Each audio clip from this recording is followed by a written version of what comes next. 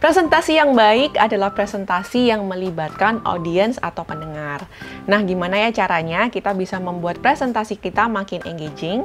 Salah satunya adalah dengan menggunakan platform Mentimeter. Mungkin teman-teman pendidik di sini ada yang pernah jadi peserta sebuah event atau presentasi dan si trainer atau presenternya menggunakan platform ini. Gimana ya cara menggunakannya dalam presentasi kita? Video kali ini adalah tutorial tentang bagaimana kita menggunakan Mentimeter.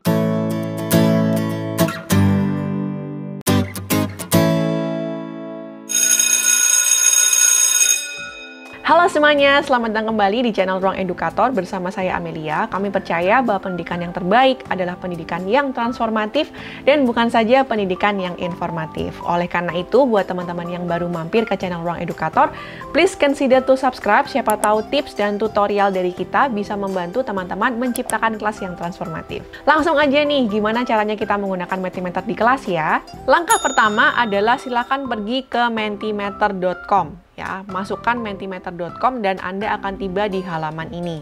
Untuk pertama kalinya Anda bisa klik sign up, tapi apabila Anda sudah memiliki akun, maka Anda bisa memilih login. Karena saya sudah punya akun, saya akan pilih login ya. Tetapi cara sign up-nya pun sangat mudah, bisa sign up dengan Facebook, Google, ataupun dengan email. Karena saya sudah punya akunnya, saya akan langsung saja login dengan Google account saya. Nah, saya menggunakan email yang baru nih teman-teman. Oleh karena itu, penampakan di depan ini masih kosong ya. Belum ada presentasi sama sekali. Tetapi nanti apabila teman-teman sudah membuat presentasi, maka presentasi-presentasi teman-teman akan tersimpan di sini.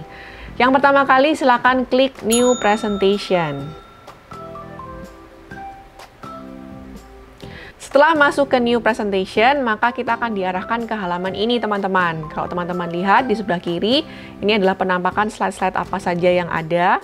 Kemudian di bagian tengah ini adalah penampakan dari satu slide yang kita pilih. Sementara di bagian kanan adalah fitur-fitur engagement apa yang mau kita gunakan.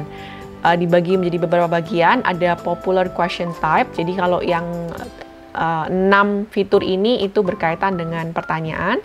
Kemudian quiz competition ada modelnya ini select answer dan type answer. Atau kalau kita membuat slide itu pilihan-pilihan fiturnya ada di sini. Itu kurang lebih seperti itu ya. Kita langsung saja nih coba. Misalnya saya mau memilih membuat word cloud. Nah, penampakan word cloud itu seperti yang ada di tengah ini ya teman-teman. Apabila pertanyaan yang Anda ingin tanyakan kepada si pendengar adalah jawaban-jawaban singkat, kita bisa pakai word cloud. Misalnya nih saya pilih word cloud ya. Setelah kita pilih, dia akan arahkan ke tab konten ya. Kita bisa ubah pertanyaannya. Kita juga bisa atur nih setiap pesertanya boleh memasukkan berapa jawaban. Misalnya pertanyaan saya adalah apa yang terlintas di dalam pikiran kita saat mendengar kata kelas gitu ya. Misalnya saya sedang melakukan presentasi di depan guru-guru dan saya minta mereka untuk memasukkan 3 jawaban per orangnya. Nah, udah langsung seperti ini kita selesai nih. Itu adalah slide yang pertama, gampang banget ya. Tinggal pilih type pertanyaannya, kemudian kita tinggal ketik dan ubah pertanyaannya sesuai dengan yang kita mau. Udah jadi, selesai. Tinggal nanti kita share dan presentasikan.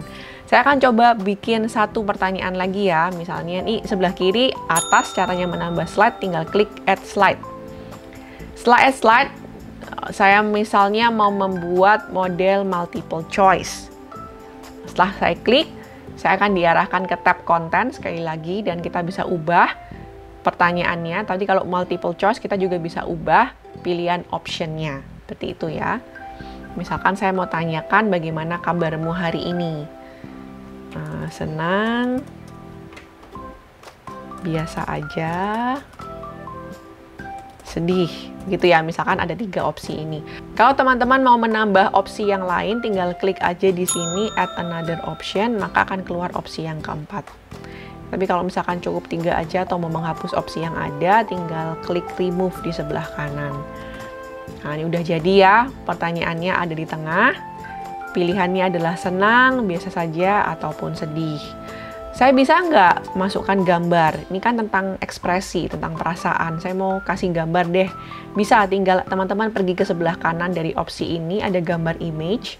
Tinggal diklik aja di sana. Ada 3 pilihan ya, apakah mau mengambil dari gambar yang kita sudah punya, atau dari library dari Mentimeter, atau juga GIF yang ada di Mentimeter. Misalkan saya pilih di sini. Ya, misalkan saya pilih ini ya, cepat aja. Tinggal kita klik, bisa di crop juga sesuai dengan keinginan kita. Dan kita pilih, nanti akan muncul nih di layar kita. Ya, karena tadi saya pilih di situ. Kemudian untuk yang tengah ini,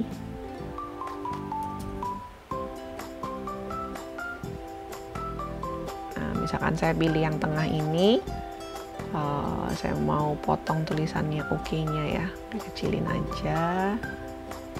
Nah nih, tinggal save. Pilihan yang kedua atau gambar yang kedua juga sudah masuk. Yang ketiga,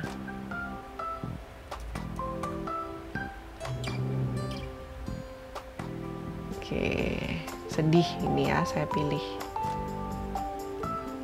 Nah, selesai deh. Jadi sudah ada ya pilihannya di layar kita. Tadi kalau ada opsi yang kita gunakan tinggal di remove aja. Nanti juga sama, jawaban dari slide pertama dan slide kedua itu sifatnya live ya. Jadi kalau peserta kita sudah masuk ke dalam link Mentimeter kita, waktu mereka menjawab, kita bisa langsung lihat jawaban mereka. Misalnya pada slide yang kedua ini, 5 orang memilih senang, maka kita akan bisa melihat grafiknya naik 5. Misalkan ada 3 orang memilih sedih, kita akan bisa lihat grafiknya 3, seperti itu. Jadi akan sangat menarik sekali karena jawaban dari peserta akan langsung tampak di layar. Namun perlu teman-teman juga ingat bahwa Mentimeter yang versi yang free itu memiliki batasan ya. Batasannya adalah apabila kita menggunakan tipe pertanyaan seperti ini ya. Entah itu multiple choice, word cloud, open-ended, Q&A, ranking, and scales, maka untuk versi free hanya membolehkan kita menggunakan 2. Sementara untuk quiz, tipe quiz ini sendiri, untuk versi yang free, kita diizinkan menggunakan 5. Itu batasannya untuk yang free account.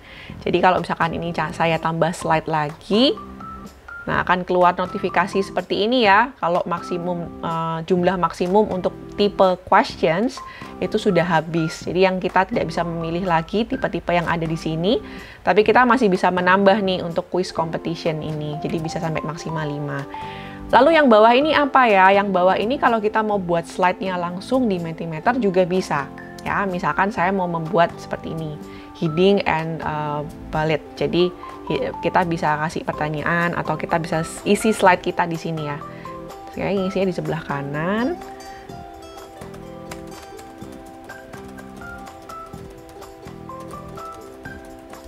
Ini contoh saja.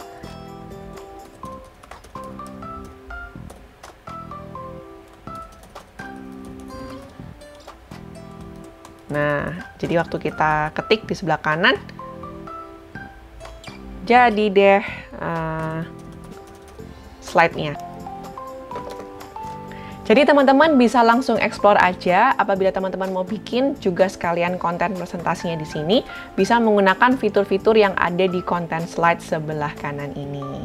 Nah, sekarang gimana nih caranya kita mempresentasikannya? Kalau teman-teman ada di sebelah kanan atas, ada pilihan share dan present. Saat kita tekan menu share, maka akan kelihatan beberapa cara untuk kita bisa membagikan presentasi ini. Cara yang pertama adalah dengan menggunakan voting code. Nah, voting code-nya di sini ada 19463913. Caranya adalah nanti teman-teman bisa meminta peserta dari presentasi untuk pergi ke menti.com dan memasukkan kode ini. Atau kalau mau menggunakan link juga bisa copy link di sini. Atau kalau menggunakan QR code yang bisa di-scan juga bisa langsung download di sini. Itu ya. Saya akan langsung aja present.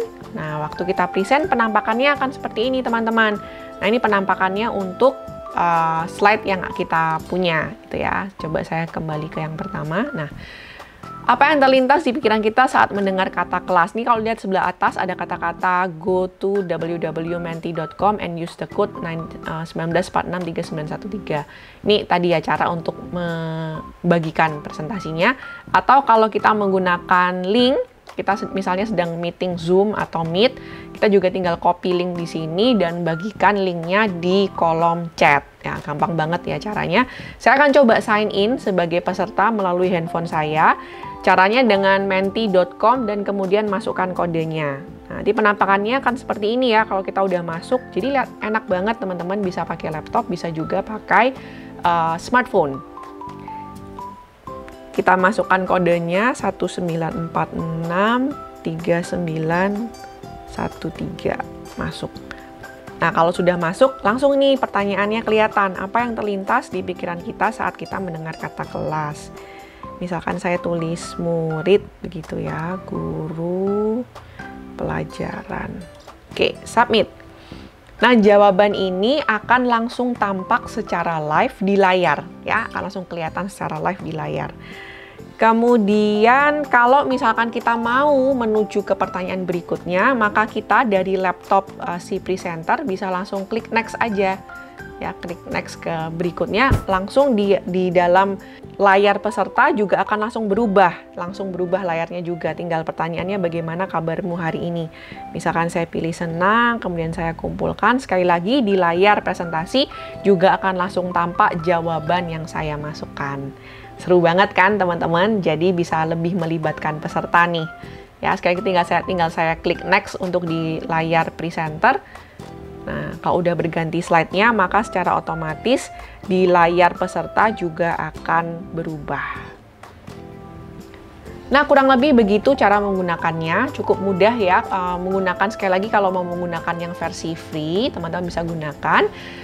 Cuma diingat batasannya, tadi hanya menggunakan 2 untuk yang tipe questions dan bisa menggunakan maksimal 5 untuk yang tipe quiz. Sekali lagi kalau ngomong soal platform pendidikan, yang penting adalah kita berani untuk mencoba. Nah, bagaimana menggunakannya di dalam kelas? Teman-teman guru bisa menggunakannya untuk menanyakan kabar anak-anak, untuk juga menjelaskan konten yang ada, atau untuk melakukan review. Silahkan pilih tipe yang tepat yang sesuai dengan pertanyaan yang Bapak Ibu Guru berikan untuk anak-anak. Kalau ada pertanyaan, boleh tanya di kolom komentar. Dan kalau ada platform lain yang teman-teman mau Ruang Edukator untuk bahas, boleh juga tulis di kolom komentar. Semoga membantu presentasi Bapak Ibu Guru sekalian makin menarik.